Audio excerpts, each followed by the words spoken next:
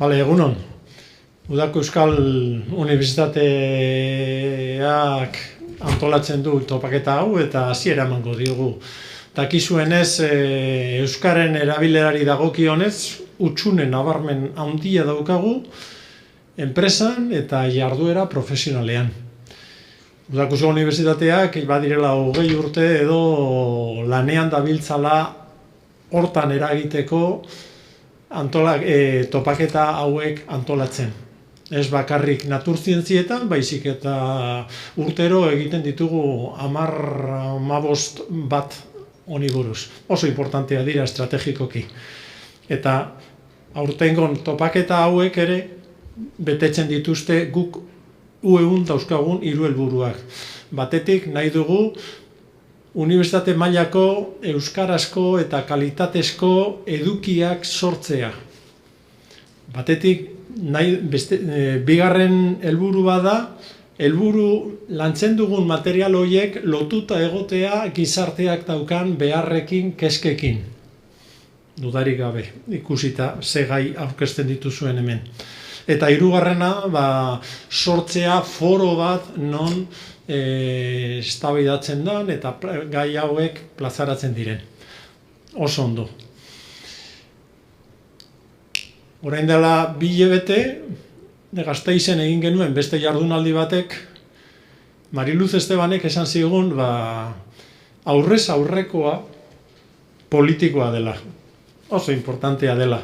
Eta hori oso importantea da, hasi baino lehenago eduki ditugun kontaktu horiekin, kontaktu bizual hauek, bukatzen danean ere azkeneko komentarioak, azkeneko kontaktuak, paraleloan sortzen diren proiektu berriak, hori politikoa da, oso importantea da. Eta horregatik pozgarria da, Iruñan eskinen bildu lehenago, baina hemen gaude.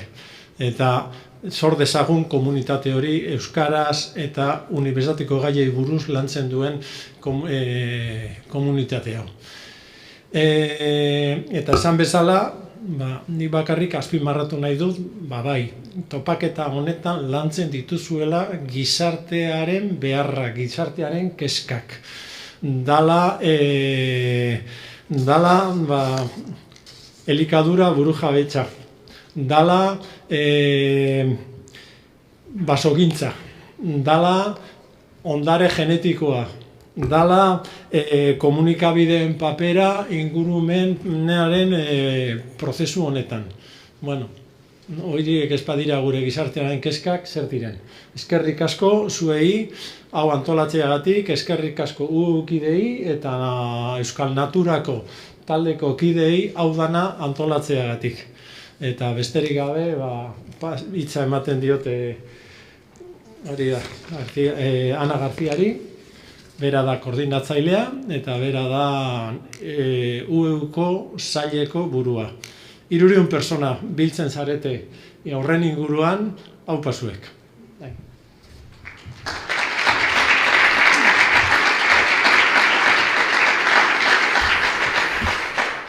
Osondo, egunon. Ongi etorri naturzientzien 4. topaketara. Eta lehenik eta behin, eskerrak eman nahi dizkigu antolakuntza taldetik Donostiako euskara sailari, ezin izan dira etorri, baina proiektu hau babestu dute. Eta nola ez, gure bidelagun diren UEUko kideei, zuek gabe hau asko zailagoa izango litzatekelako. Eta nola ez, 2 urte luze hauetan, gurekin harremanetan egon diren hizlari guztiei, zuek gabe azkenean 2. saiakera hau ez litzatekelako posible. Bide luzea izan dugu, azkenean heldu gara onera, eta albiste ona da, juntatu gara hemen egon bat lagun. Nafarroan izan nahi genuen, Kepak esan duen bezala, Nafarroan izateko sortu genuen topaketa hau, bertako hizlariak ekarri nahi genituen eta bertako laiak landu. Baina, esan bezala, Donostira etorri gara eta ez da notizia txarra gaur egungo egoera honetan. Topaketa honetan aldaketa globala izango dugu ardatz, dakizuen bezala.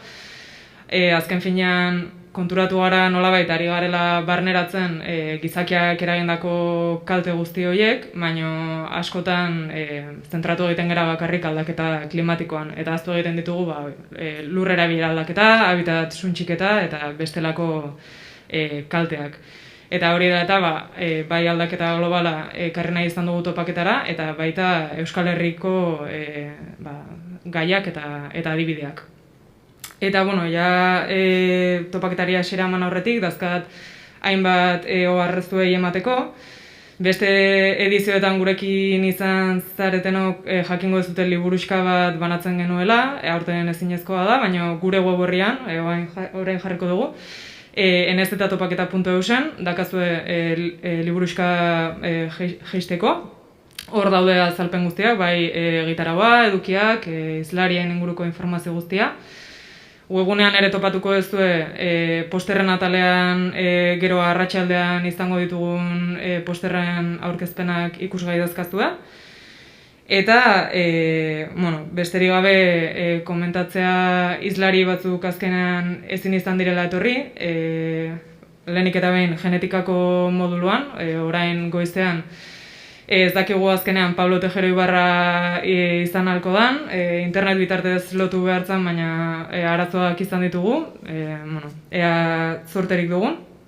Eta bihar, Garazi Auzmendi Arkarazo, bere azalpenak edukitzeko gai izango gara bideo baten bitartez. Eta azkenik, Joseba Otondo Bikondoa elikadura burujabetzan ezingo da etorri. Pixkat azaltzeko hitzaldien dinamika zein dan, hizlari bakoitzako 30 minutu izango ditu bere azalpenak emateko, eta ondoren, biek bukatu ostean, irekiko da 30 minutuko tartea galderentzarako. Esku altxatu, antolatzaile bat gerturatuko da mikrofonoarekin, eta galderen tartea irekiko da.